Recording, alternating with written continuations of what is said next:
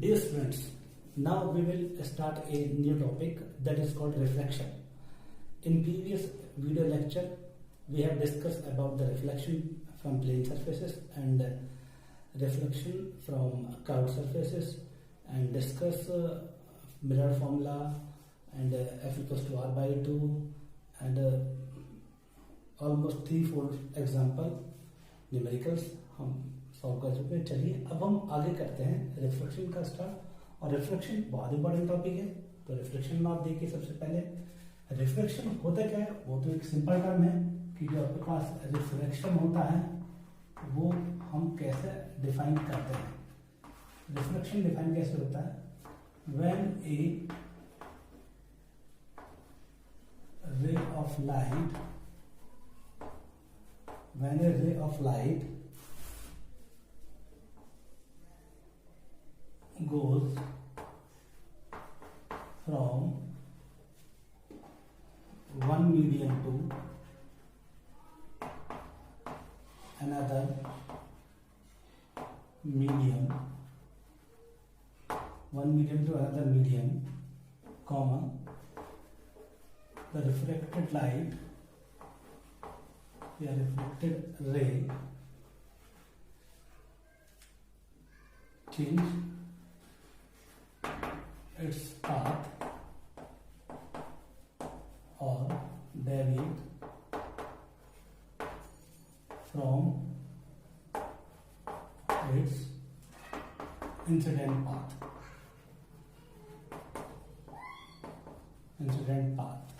This phenomena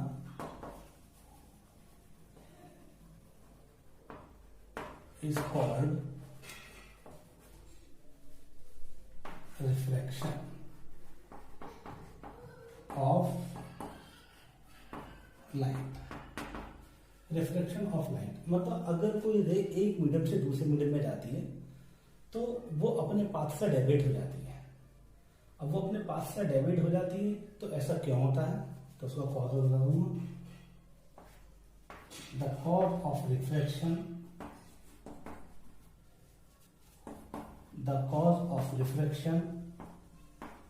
is speed of light,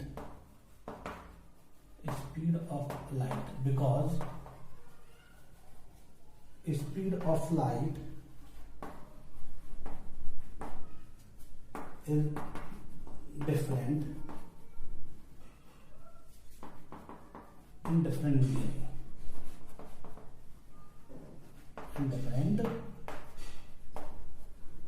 medium. इसका cause क्या होता है, कॉज सिंपल है, क्योंकि जो स्पीड ऑफ लाइट होती है वो अलग अलग मीडियम में अलग अलग स्पीड से मूव करती है, तो यही रीजन होता है कि वो अपने पास से डेविएट हो जाती है। तो अब उसके लिए हम आपको एक फॉर्मूला बताएंगे, speed of light in air, speed of light of medium, और एक आएगी मीडियम की प्रॉपर्टीज, रिफ्रैक्टिव इंडेक्स, तो उसके बारे में बताने की जरूरत है, थोड़ा वेट कीजिए। तो ये आपके पास क्या था, रिफ्लेक्शन से रिलेटेड टर्म थे, ठीक है बेटा। अब रिफ्लेक्शन में क्या होता है कि रिफ्लेक्शन में बेटा हमारे पास कुछ टर्म है जो हम जनरली यूज करते हैं। अब वो क्या है और क्या नहीं है वो देखिए। सबसे पहले हमारे पास जो रिफ्लेक्शन में चीजें आती हैं वो क्या है, वो मैं आपको बता देता हूं। वो देखिए, नंबर 1 क्या क्या हो सकता है। पहला इंटरफेस, क्या हो सकता है, इंटरफेस क्या होता है, a line which divide the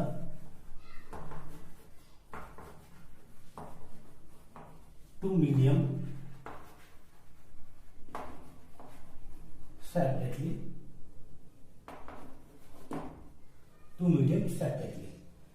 like ऐसे एक इंटरफेस है, ऊपर कैसा medium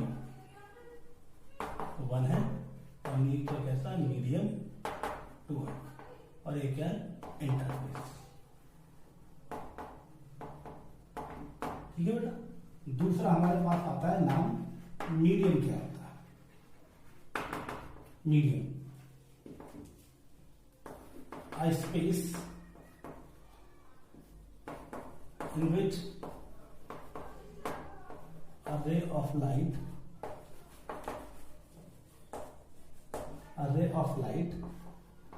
can travel with some speed, तो हम इसको क्या बोलते हैं, मीडियम। ये दो टाइप के होते हैं, there are two types.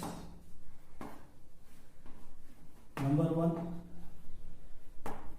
Rare medium. Number two, denser medium. ये रेयर मीडियम, ये denser medium. Rare medium meaning क्या होता है? रेयर का मतलब होता है लो डेंसिटी, और जबकि डेंसर का मीनिंग क्या होता है, अलग नाम पता लगता है, हाई डेंसिटी। कितना हायर डेंसिटी, ठीक है, लोअर डेंसिटी और हायर डेंसिटी, इस तरीके से। जैसे अगर हम वाटर की बात करें तो वाटर, और आपके पास हो गया ग्लास। इन दोनों में कौन ज्यादा डेंसर होता है ये आप खुद पता कर सकते हैं, वाटर या ग्लास, ठीक है। तो ये आपके पास क्या है, रेयर मीडियम और एक क्या, डेंसर मीडियम। तो पहला पार्ट था इंटरफेस, दूसरा मीडियम।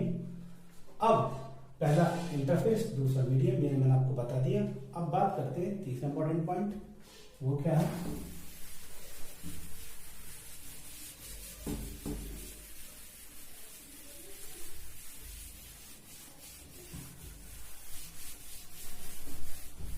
नेक्स्ट थर्ड जो इंपॉर्टेंट पॉइंट है वो आपके पास है, ये जो नेक्स्ट थर्ड इंपॉर्टेंट पॉइंट है वो है आपके पास normal.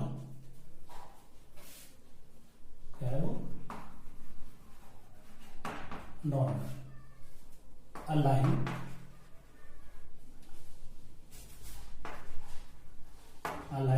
which is always perpendicular to the surface or interface, perpendicular to surface or interface, ठीक है, in a plane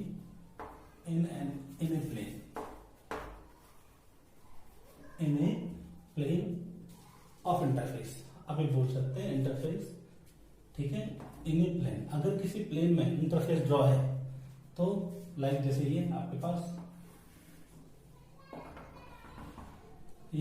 क्या, किसी प्लेन में, प्लेन लाइक ऐसे बोल सकते हैं,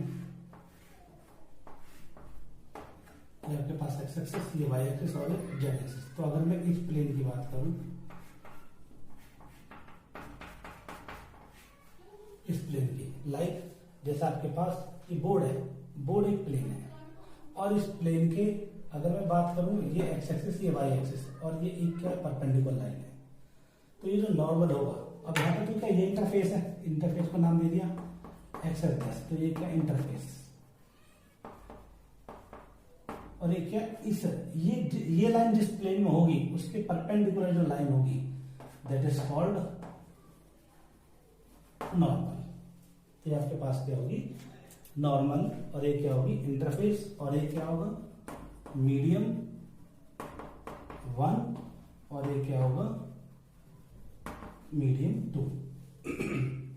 अब कौन सा मीडियम डेंसर होगा, कौन सा मीडियम रेयर होगा, ये हम आपको भी थोड़ी देर में समझाते हैं।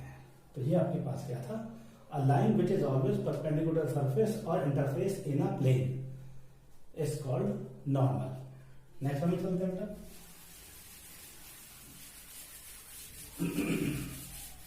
नॉर्मल के बाद जो हमारे पास जो टर्म आती है बेटा, वो हमारे पास आती है क्या, वो जो न्यू टर्म है वो है रेज। हम कैसे इंसिडेंट करेंगे, अगर हमें रेज की बात करनी पड़े तो रेज कैसे इंसिडेंट करेंगे किसी इंटरफेस पर। तो ध्यान रखना, मैं आपको समझाने जा रहा हूं बिहेवियर ऑफ रे ऑफ लाइट।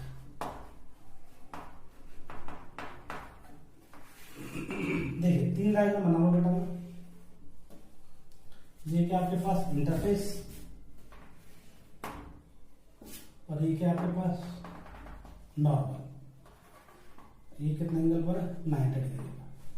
तो ये इंटरफेस है, ये नॉर्मल है। अगर एक रे नॉर्मल के अलाउ आती है, किसके अलाउ? नॉर्मल के अलाउ, तो वो नॉर्मल जब क्रॉस हो जाएगी तो वो वापस ऐसे ही ये आ जाएगी, मतलब कहीं भी डेविएट नहीं होगी। तो इसको बोलेंगे हम कौन से रे? इंसिडेंट है। उसको क्या बोलेंगे? रिफ्रैक्टेड रे। इसको क्या बोलेंगे?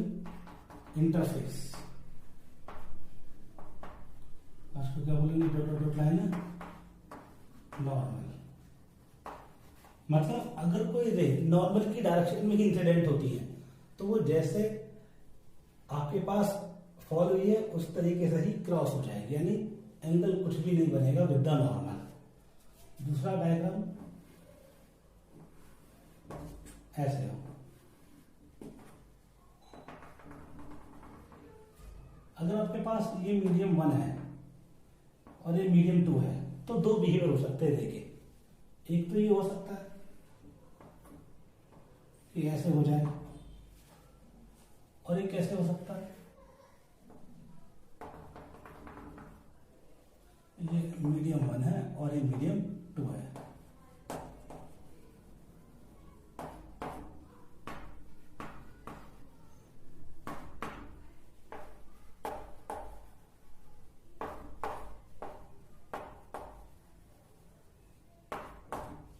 ठीक है, और एक बिहेवियर कैसे हो सकता है? ऐसे हो सकता है,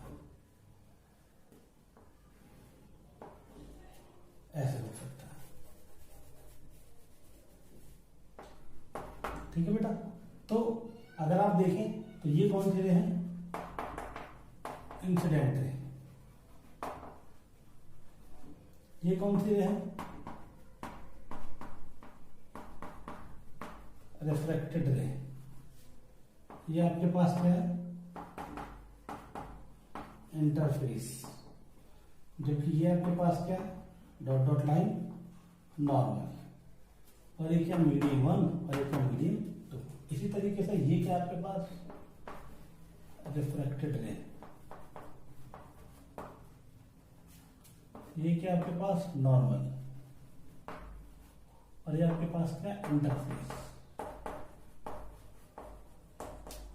ठीक है बेटा। तो अगर आप देखें तो अगर ये रे 3 टाइप से आपकी बिहेवियर करेगी, तो इसलिए मैंने लिखा बिहेवियर ऑफ रे लाइट।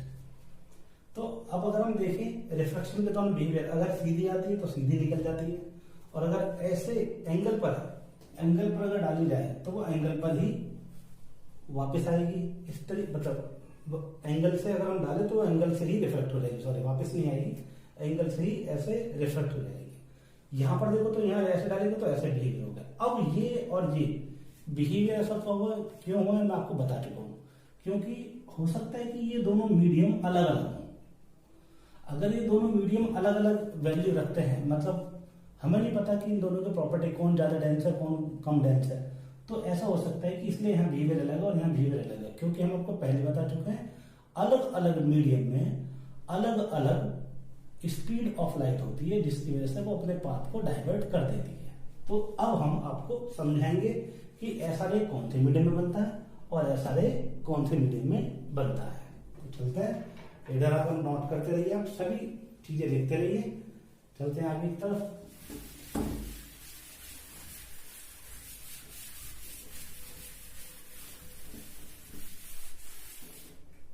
नेक्स्ट हमारे पास क्या आता है?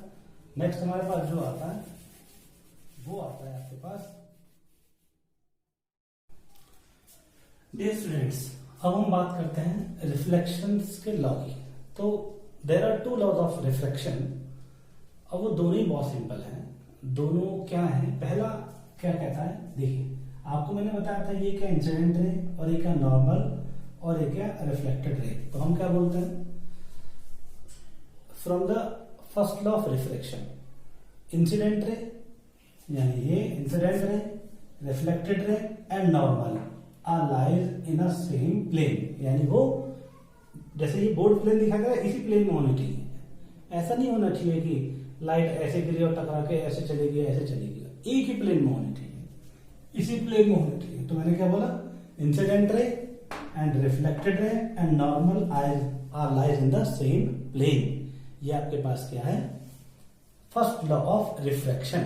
सेकेंड लॉ क्या कहता है, सेकेंड लॉ क्या बोलता है कि द रेशियो ऑफ, आप नोट कर सकते हैं, the ratio of sine of angle of incidence to the sine of angle of refraction is equal to a constant, is equal to a constant, जैसे यहां इक्वेशन में दिखाया गया है। मैं दोबारा रिपीट करता हूं, सेकेंड लॉ को क्या बोलते हैं, सेकेंड लॉ ऑफ रिफ्रैक्शन को, it is the ratio of sine of angle of incidence to the sine of angle of refraction is equal a constant.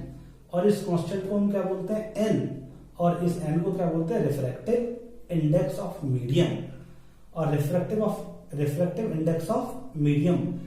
और इस लॉ को क्या बोलते हैं, इस लॉ को हम ये भी बोलते हैं, it is also called Snell law.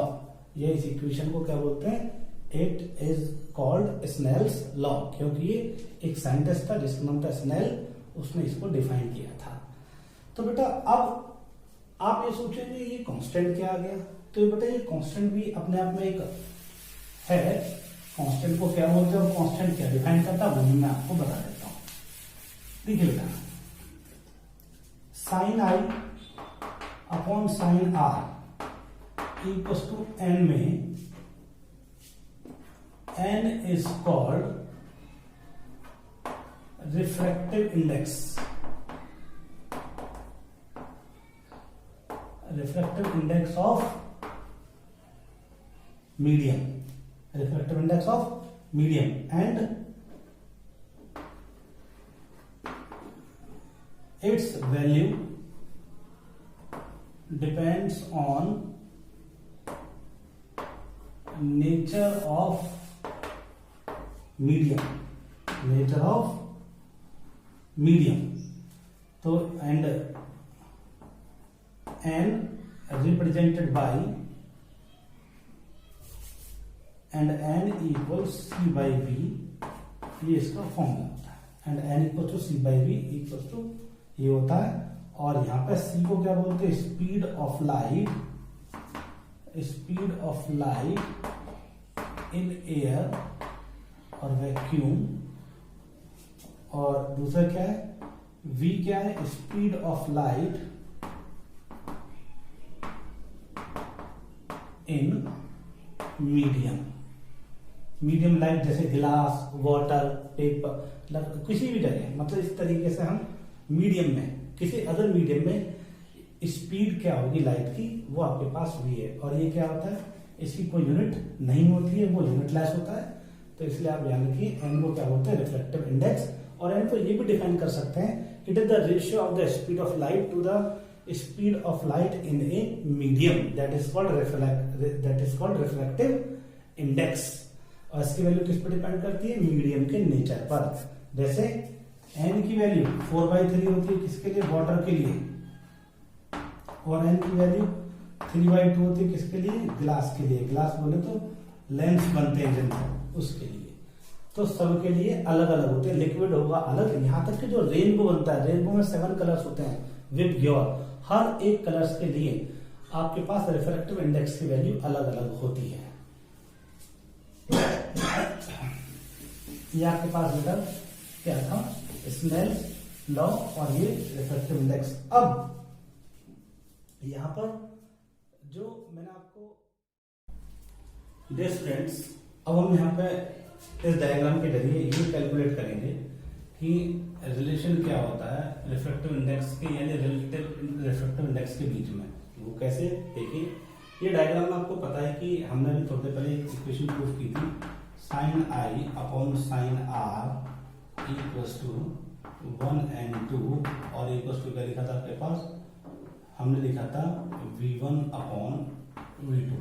अगर आपको पता हो तो थोड़ी देर पहले हमने लिखा था, ये क्या था, मान लीजिए यहाँ पे जो स्पीड की, जो यहाँ पे रे की स्पीड है वो v1 है, और इस मीडियम में रे की स्पीड कितनी है, v2। सिमिलरली हम इसमें मान सकते हैं, अगर हम बात करें तो इसमें जो आपके पास स्पीड है वो v2 ही है, और इसमें स्पीड कितनी है v1 है, क्योंकि वो ये डेंसर और ये रेयर है, कोई फर्क नहीं पड़ेगा।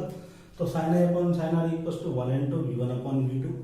एंड ये किससे है, ये इस वाले डायग्राम से, अगर मैं इस वाले डायग्राम से लिखना चाहूँ तो क्या लिखूंगा, sine i upon sine r equals to क्या लिखूंगा, ये मैं लिखूंगा आपके पास तो 2 and 1, और उसको क्या लिखूंगा 3 1 में। अगर आप देखें तो मैंने लिखा v1 अपॉन v2, तो यहाँ भी क्या लिखना चाहिए मुझे, तो v2 अपॉन v1। तो ये इक्वेशन 1 हो गई और ये इक्वेशन 2 हो गई। अगर इक्वेशन 2 हो गई तो अब आप क्या कर सकते हैं, इन दोनों इक्वेशन को मल्टीप्लाई कर सकते हैं। तो using first and second equation, तो हम देख सकते हैं कि sine i upon sine r, या ऐसे लिख सकते हैं v1 upon v2 into v2 upon v1 और इक्वल 1 and 2 इंटू 2 and 1। आप देखिए कैंसिल आउट हो गए, तो इसका मतलब हमारे पास क्या है कि 1 and 2 इंटू 2 and 1 इक्वल 1 आ गया। तो हम लिख सकते हैं 1 and 2 equal to 1 upon 2 and 1। तो ये आपके पास आ गया रिलेशन। अब यहाँ पे देखिए दो रिफ्रैक्टिव इंडेक्स है, 1 and 2 और 2 and 1 इक्वल टू 1, यानी कि अगर इनका दोनों का रिलेटिव रिफ्रैक्टिव इंडेक्स निकालते हैं, इसका मीनिंग क्या है, refractive index of medium 2 with respect to 1, जबकि इसका मतलब क्या है, refractive index of medium 1 with respect to 2, दोनों का प्रोडक्ट क्या हुआ 1 ही आएगा। अब आप ऐसे 3 4 कितने भी मीडियम ले लीजिए, उन सबका प्रोडक्ट 1 ही आएगा। अब मैं इसको थोड़ा सा एक एग्जांपल के जरिए समझाता हूँ, तो आपको थोड़ा सा और आसानी होगी। तो मैं एग्जांपल लेता हूँ, ठीक है।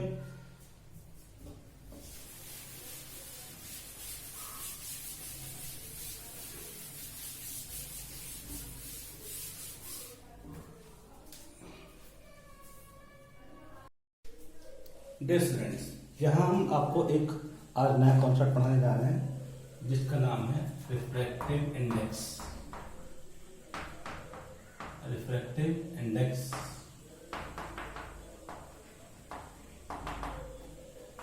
रिफ्रैक्टिव इंडेक्स क्या होता है, it is the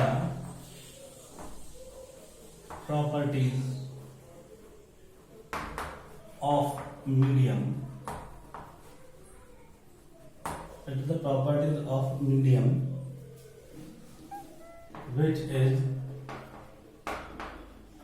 represented by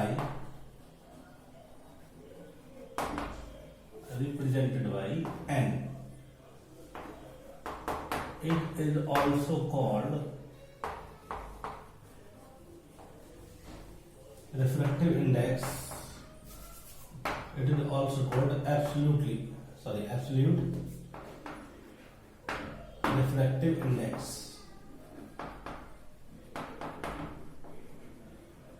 Refractive index, and it is the ratio n equals to c upon v. C where speed of light upon speed of light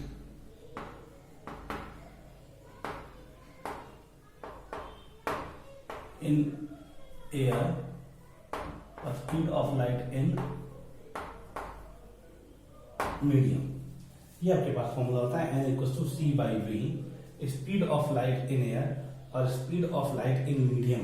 यानी कि मीडियम बोले तो जैसे पानी, ऑयल, अगर कोई भी मीडियम हो सकता है, तो n equals to c by v। ये आपके पास क्या है, रिफ्रैक्टिव इंडेक्स। और रिफ्रैक्टिव इंडेक्स की जो वैल्यू होती है वो डिपेंड करती है नेचर ऑफ मीडियम पे। Its value depends on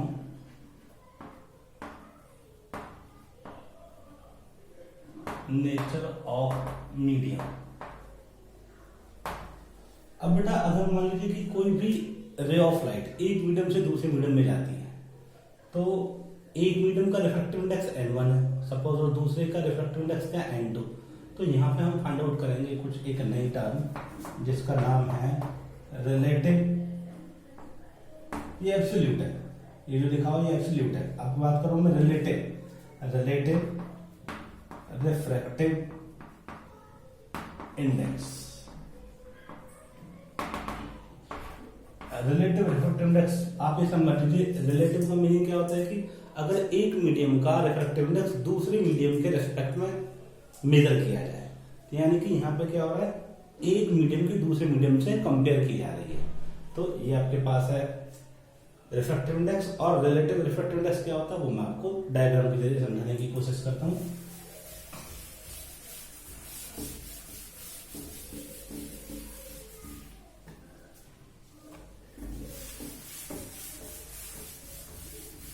देखिए बच्चों, रिलेटिव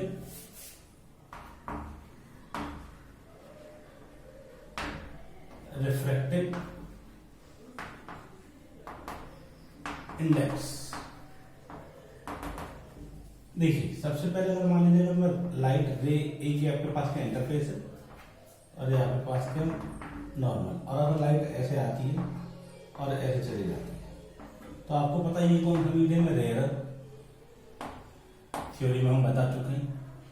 इसका रिफ्रैक्टिव इंडेक्स n1 मान लीजिए, और ये क्या आपके पास डेंसर, यानी इसका रिफ्रैक्टिव इंडेक्स क्या मान लीजिए आप n2 मान लीजिए, ये डेंसर मीडियम। ये तो हम आपको पहले बता चुके हैं, रेयर मीडियम और डेंसर मीडियम। ये एंगल कितना आपके पास I और एंगल कितना R। तो अगर हम बात करते हैं रिफ्रैक्टिव इंडेक्स की, ये n2 और ये n1 है, तो हम लिख सकते हैं now we can compare with n1 and n2। अब देखिए यहाँ पे जो रे ऑफ लाइट है वो बेंड हुई है, इसका मतलब रे पर जो इम्पैक्ट हुआ है, रे का जो पाथ चेंज हुआ वो इस वाले मीडियम में हुआ, तो हम इसको लिख सकते हैं 1 and 2। 1 and 2 का मतलब क्या, refractive index of medium 2 with respect to medium 1। हम ये बोल सकते हैं 1 and 2। और 1 and 2 का मीनिंग क्या होता है, 1 and 2 का मीनिंग होता है n2 अपॉन n1। 1 and 2 का मीनिंग क्या होता है, n2 अपॉन n1। और अगर ऐसे लिखा हुआ n2n1, तो 2n1 का मतलब क्या है, n1 अपॉन n2। तो इसका मीनिंग क्या है कि reflective index of one medium with respect to 2। तो ये क्या कहलाता है, रिफ्लेक्टिव इंडेक्स। अब अगर मान लीजिए आपके पास कहीं ऐसा लिखा हुआ, ये लाइक जी का मीनिंग क्या होगा यहाँ पर, ग्लास। ए का मीनिंग क्या होगा, एयर। ठीक है, एल का मीनिंग क्या होगा, लिक्विड। और आपके पास फिर होता है आपके पास डब्ल्यू का मीनिंग क्या हो गया, वाटर। क्योंकि आपके यहाँ पास बहुत सारी चीजें ऐसे लिखे आएंगी जहां पे कुछ इस तरीके से लिखा होगा WNG, या ऐसे भी लिखा हो सकता है क्या कि GNW। तो अब इनको हम कैसे लिखते हैं, इनको क्या बोलेंगे, तो देखो यहाँ क्लियर लिखा हुआ WNG का मतलब ग्लास का refractive index with respect to water, यानी ग्लास बोले तो लेंस के ग्लास का refractive index with respect to water. और इसका मीनिंग क्या है, वाटर का refractive index with respect to glass. इस तरीके से हम इसको बोल सकते हैं। तो चलिए अब हम थोड़ा सा इसको और समझाते हैं, आपको एक्सप्लेन करते हैं, थोड़ा सा ड्राइव करते हैं। तो ये आपके पास क्या था, रिलेटिव रिफ्रैक्टिव इंडेक्स।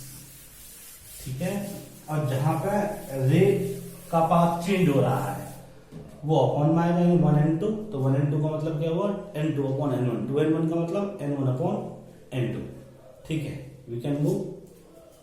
देखिए अब आपके पास आता है कि सपोज ये एक रे है आपके पास और एक ये एंगल कितना आपके पास I और एंगल कितना R। तो आप जानते हैं कि साइन I अपॉन क्या होता है, साइन R इक्वल में ये अगर n1 है और ये n2 है। सपोज अब देखिए बेंड नॉर्मल की तरफ बेंड हो रही है, तो इसको होता है ये डेंसर और ये रेयर मीडियम। तो इसको डेंसर को थोड़ा सा ऐसे भी दिखा सकते हैं अपने सब्जेक्ट के लिए।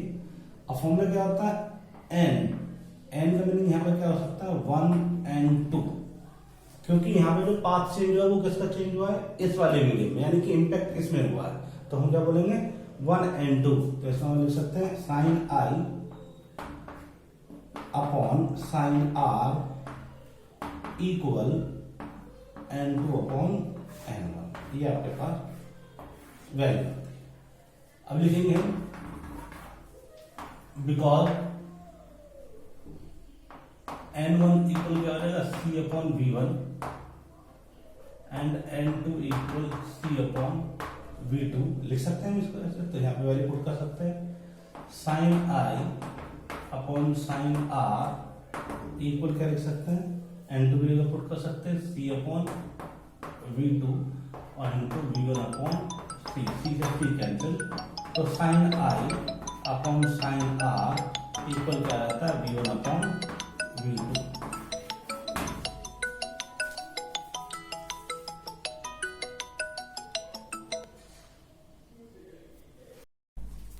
डियर स्टूडेंट्स, अब हम यहाँ पे इस डायग्राम के जरिए ये कैलकुलेट करेंगे कि रिलेशन क्या होता है रिफ्रैक्टिव इंडेक्स के यानी रिलेटिव रिफ्रैक्टिव इंडेक्स के बीच में।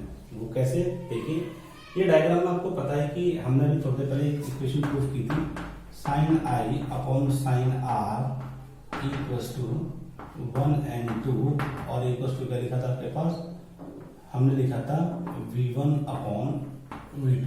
अगर आपको पता हो तो थोड़ी देर पहले हमने लिखा था। ये क्या था, मान लीजिए यहाँ पे जो स्पीड की जो यहाँ पे रे की स्पीड है वो v1 है और इस मीडियम में रे की स्पीड कितनी है v2। सिमिलरली हम इसमें मान सकते हैं, अगर हम बात करें तो इसमें जो आपके पास स्पीड है वो v2 ही है और इसमें स्पीड कितनी है v1 है, क्योंकि वो ये डेंसर और ये रेयर है, कोई फर्क नहीं पड़ेगा।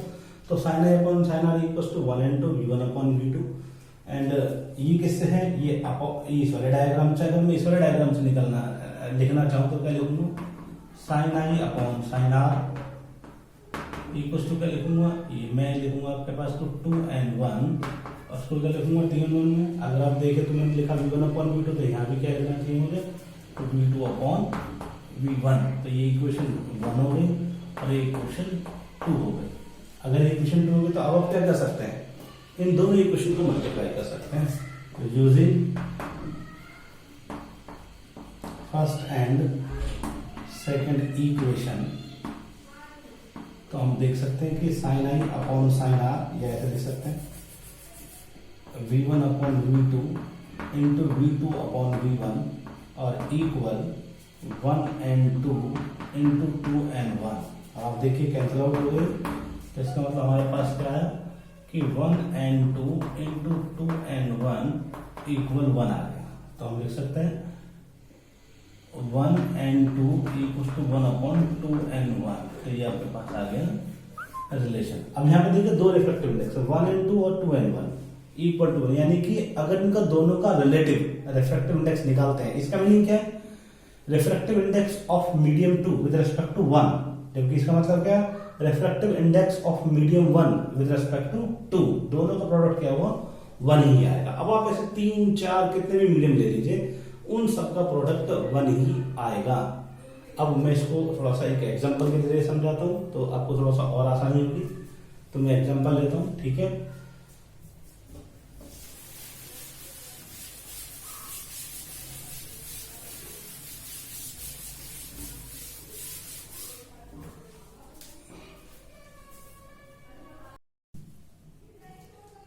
स्टूडेंट्स, अब हम यहाँ एक न्यूमेरिकल लेते हैं, इस न्यूमेरिकल को सॉल्व करते हैं कि हमारे पास पूछा क्या है। तो क्वेश्चन पढ़िए, when a ray of light goes from water to glass, यानी कि अगर एक रे ऑफ लाइट वाटर से ग्लास में जाती है तो find the refractive index of glass with respect to water. तो सबसे पहले बेटा देखिए हमारे पास जो गिवन दैट किया गया वो ये किया गया है, इसका मीनिंग ये है ए एंड डब्ल्यू का मीनिंग ये हुआ कि ए एंड डब्ल्यू को आप क्या लिख सकते हैं कि refractive index of water with respect to air. तो मैं इसको लिख सकता हूँ N W upon N A, और वो कितना दिया हुआ 4/3। डेफिनेटली लिख सकता हूँ, जैसे मैंने आपको बताया था 1 and 2 को क्या लिख सकता हूँ n2 अपॉन n1, ये मैंने आपको बताया था। ये हम जानते हैं, इस वाले एप्लीकेशन का यूज करा। इसी तरीके से हमारे पास लिखा हुआ ANG। ANG क्या लिखा हमारे पास 3/2, तो मैं इसको क्या लिख सकता हूँ NG upon NA, NG upon NA। अब ये भी हमारे पास गिवन है, हमें फाइंड क्या करना, फाइंड हमें करना है refractive index of glass with respect to water, यानी कि refractive index of glass with respect to water, WNG हमें फाइंड आउट करना है। तो मैं WNG को क्या लिख सकता हूँ, WNG को क्या लिख सकता हूँ, अब आप कंप्यूटर को हटा दीजिए सबसे पहले। ये इक्वेशन क्या मान लीजिए 1 और ये इक्वेशन क्या मान लीजिए 2, दोनों को डिवाइड कर देंगे। ये क्या करते हैं, आपस में डिवाइड कर दें, तो मैं क्या लिख सकता हूँ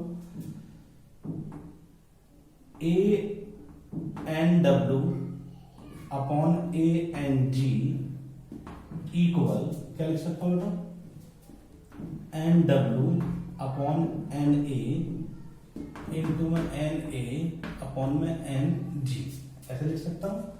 ये मैंने आपके पास डिवाइड कर दिया और इक्वल में क्या लिख सकता हूँ, इनकी वैल्यू कितनी है 4/3 इंटू 2/3, ये आपके पास आ जाएगा।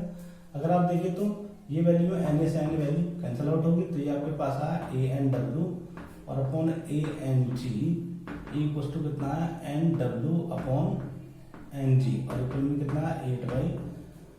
चाहे तो इसको आप ऐसे लिख सकते हैं। देखिए हमें इसका मीनिंग क्या हुआ, इसका मीनिंग हुआ NW अपॉन NG, यानी कि मैं इसको लिख सकता हूँ क्या कि रिवर्स कर सकता हूँ ANG अपॉन ANW और इक्वल में क्या लिख सकता हूँ इसको NG अपॉन NW, चाहे तो इसको क्या लिख सकता हूँ WNG और इक्वल में क्या लिख सकता हूँ, इसका रिवर्स करो तो कितना आएगा 9/8। ये आपके पास आंसर आ गया। इसको क्या बोलेंगे, इसको बोलेंगे आपके पास ये जो वैल्यू आई है इसको क्या बोलोगे, refractive index of glass with respect to water, जो हमसे आपसे पूछा गया था। तो आई होप आपको ये समझ आया होगा। तो इसका आंसर कितना है WNG इक्वल्स टू 9/8, ये आपके पास आंसर आ गया।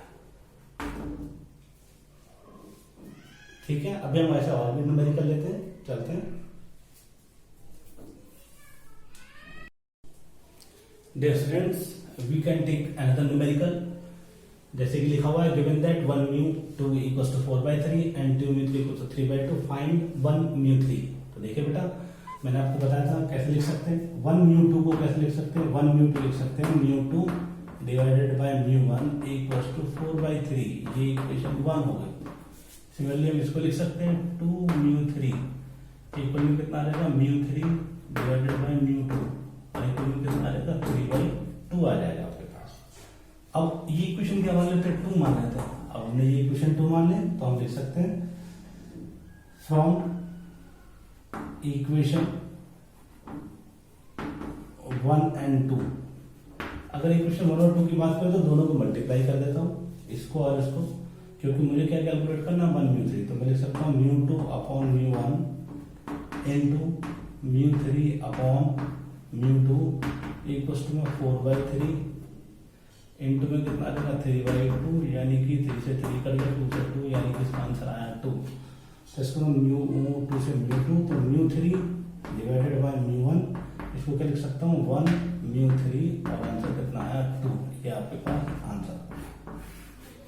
आई होप ऐसा क्वेश्चन बहुत इजी क्वेश्चन है, आराम से कर सकते हैं आप। अगर मैं आपको जब आपको PDF या एक्सरसाइज दूंगा तो आप उन क्वेश्चन को अटेम्प्ट कीजिए। चलिए नेक्स्ट क्वेश्चन पे चलते हैं।